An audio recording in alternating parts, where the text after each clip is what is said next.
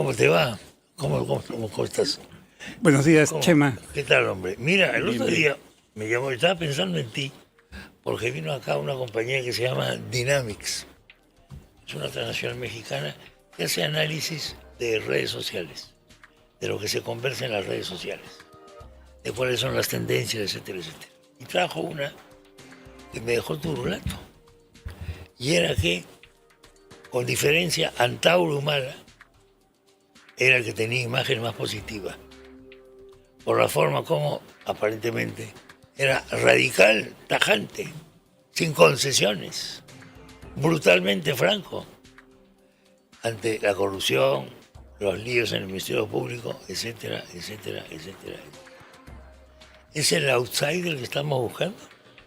¿O nuestra parte reptiliana del cerebro nos va a empujar a coronar a este caballero? Claro, él está expresando una propuesta política con un temperamento, con un radicalismo muy fuerte, que sintoniza con una población con los siguientes atributos, con las siguientes características.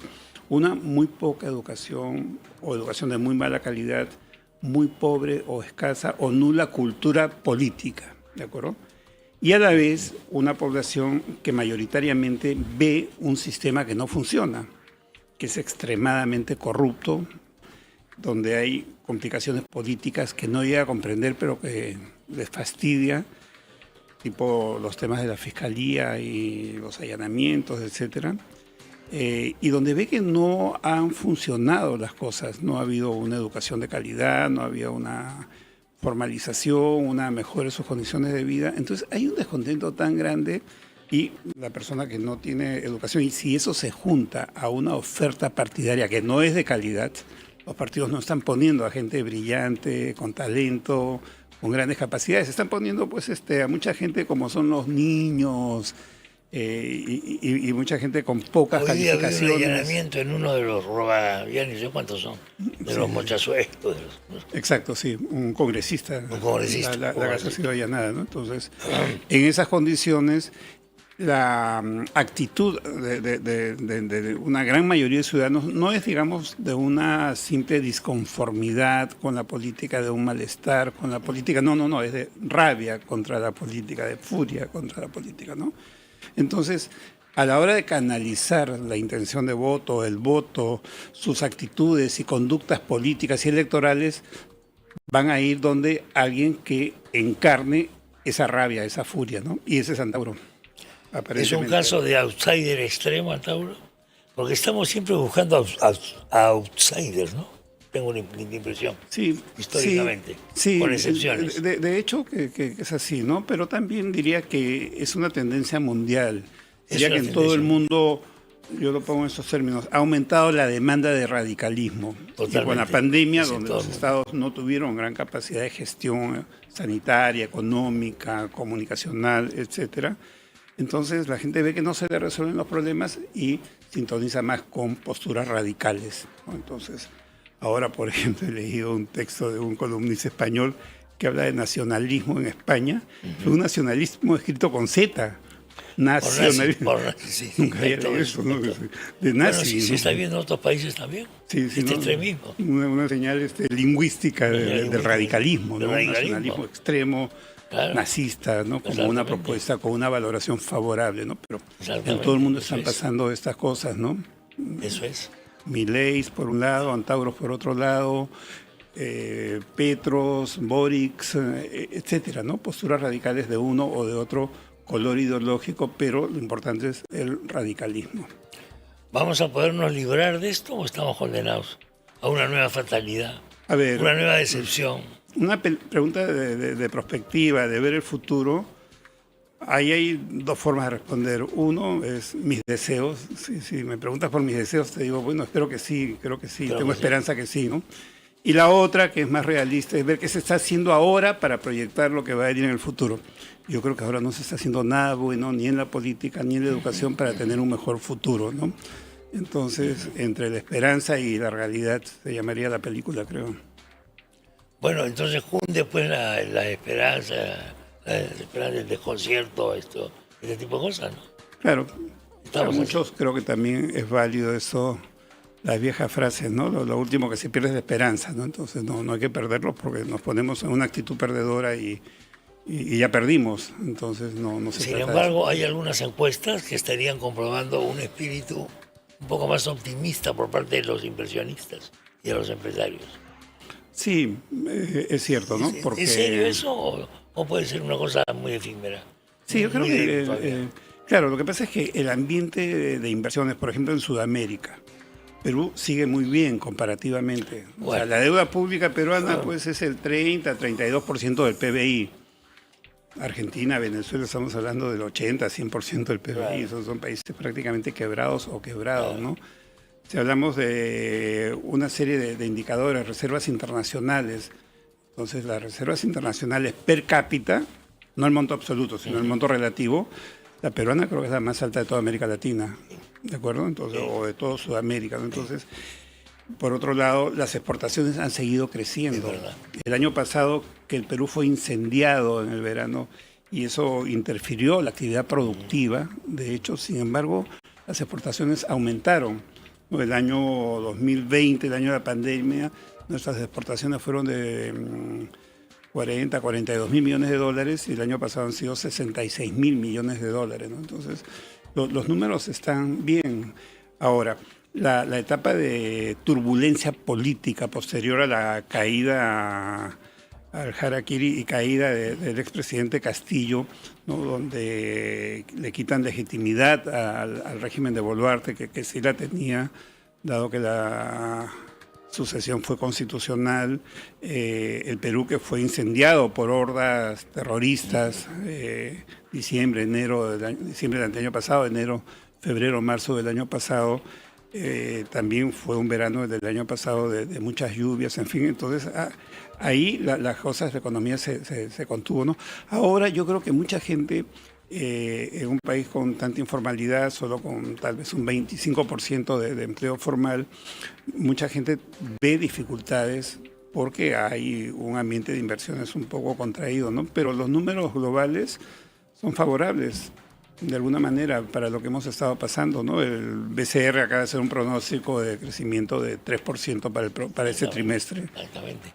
Que suena poco, evidentemente, para lo que debería ser, pero comparativamente es muy bueno, comparado con otros países, sí, entonces, con el año pasado. Entonces Perú no se cae, la economía peruana, ¿no? Sin embargo, hay señales que sí son preocupantes, los economistas lo verán con mucho más claridad. Por ejemplo, hay un déficit fiscal. La recaudación ha subido, entonces no ha habido una política de austeridad, la planilla pública sigue volando, hinchándose, reventando.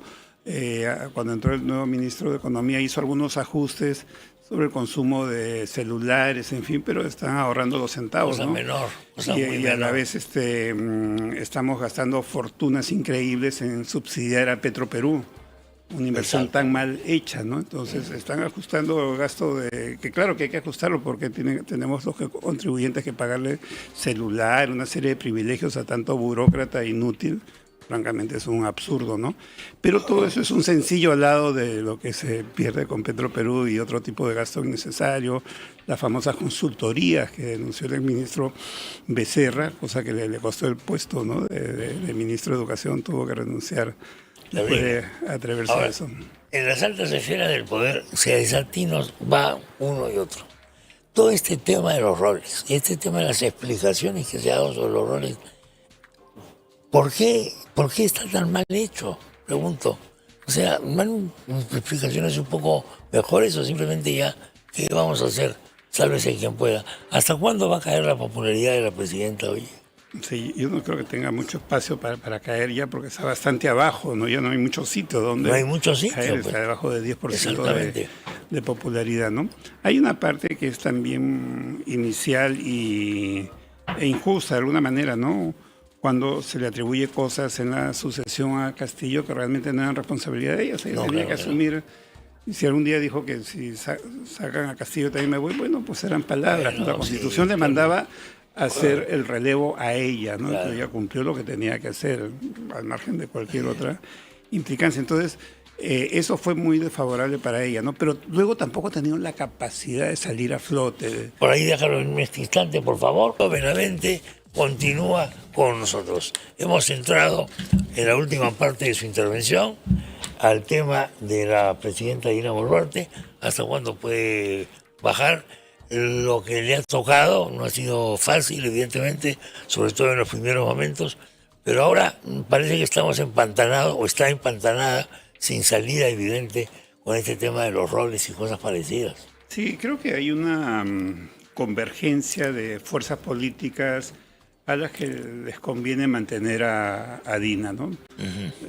Fuerzas políticas. Claro. Y también, digamos, grupos de poder económico que Dina, a pesar de todo, les da cierta estabilidad, ¿no? Por lo menos postergaría el riesgo del salto al vacío del momento de la elección, ¿no? Donde el Perú pueda estar ante la posibilidad de un Antauro Humala o de alguna otra alternativa complicada para la estabilidad económica, ¿no? Entonces yo creo que esa confluencia de sectores políticos, económicos, sociales se están manteniendo a Dina. Porque no tiene fuerza propia. No tiene una base social propia. No, lo que tiene es una base de conveniencias. De conveniencia.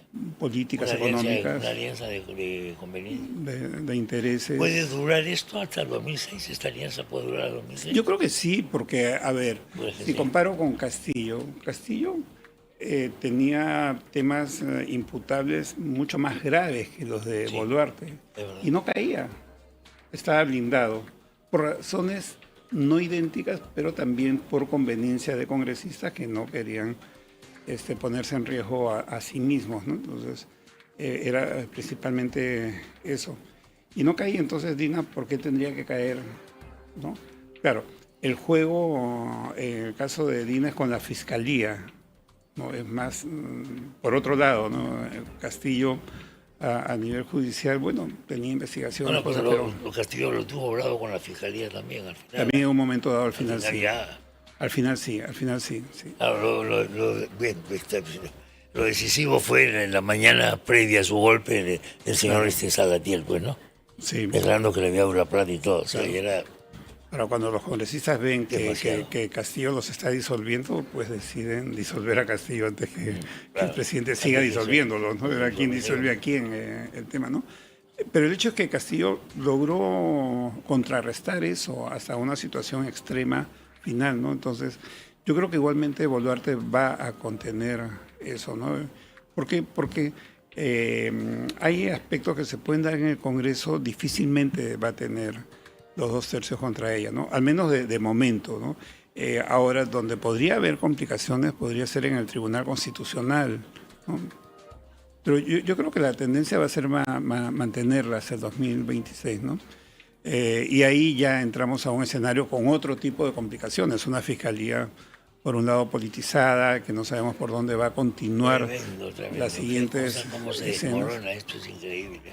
Claro, y por otro lado, sabemos que Salas Arenas concluye su mandato, su cuestionado mandato en el jurado de elecciones. Pero no le entran balas. En noviembre de este año no le entran balas, exacto, ¿no? Pero las garantías se están retirando en el Perú, ¿no? Porque tenemos una fiscalía ya extremadamente politizada. Obviamente estamos en total desacuerdo con lo que ha pasado con Juan Carlos Tafur, por ejemplo, ¿no? Por un tema personal de la fiscal Barreto. Y por otro lado, un jurado de elecciones fue que impide postular a alguien porque puso una letra mal puesta, pero permite postular a un partido. Puede haber 40 partidos. Sí. Y un jurado que ha permitido postular a un Perú Libre que no tenía plancha completa y donde una candidata no renunció a su puesto en la RENIEC. Entonces, pero si tienes una letra mal puesta, te sacan de cuadro. Así es. Podríamos citar una serie de ejemplos, ¿no? De cosas absurdas. Finalmente eso ha orientado las elecciones en el Perú, las ha llevado por un determinado camino, rumbo, ¿no?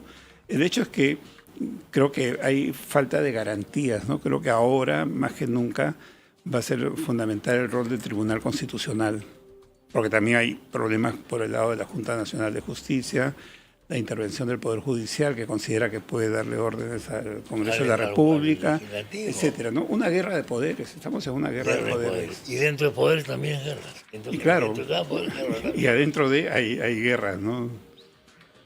Lo único entonces que está quedando más o menos indemne es el Tribunal Constitucional, como tú dices. Sí. Que no hay pues un cuestionamiento fuerte Y que le corresponde finalmente y que finalmente es su misión. interpretar todo, ¿no? Lo que escuché hace muchísimos años es que todo el sistema legal está sujeto a interpretación. Entonces el gran interpretador es el Tribunal Es el Constitucional. Tribunal Constitucional.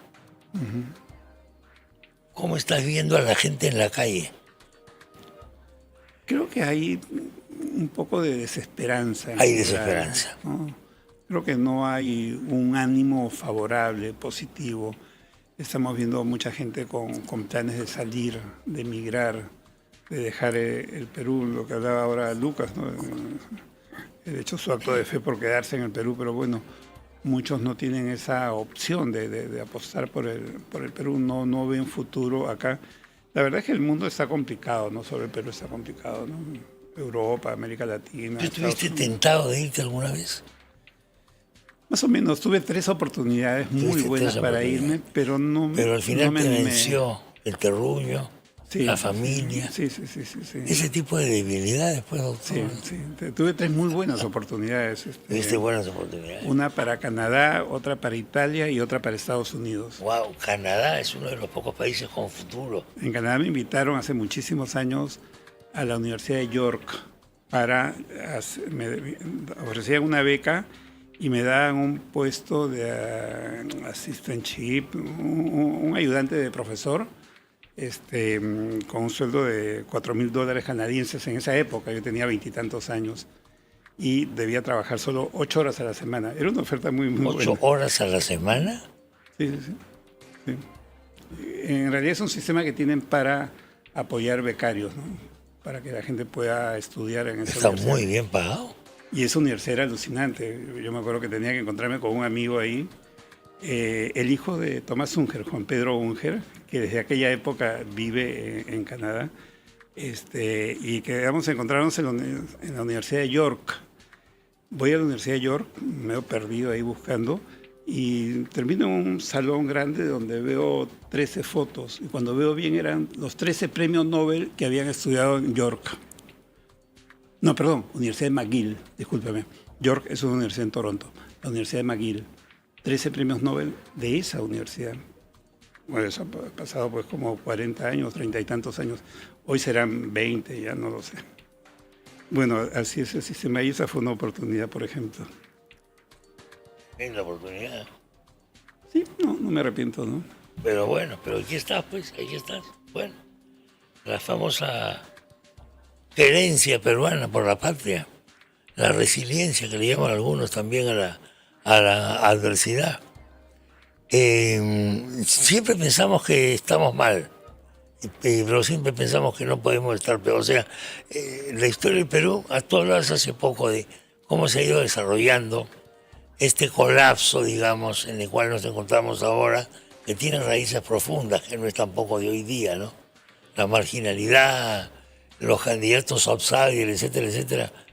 Al final, si lo vemos en perspectiva, ¿cómo sería? El disidente de ahora, ¿qué sería?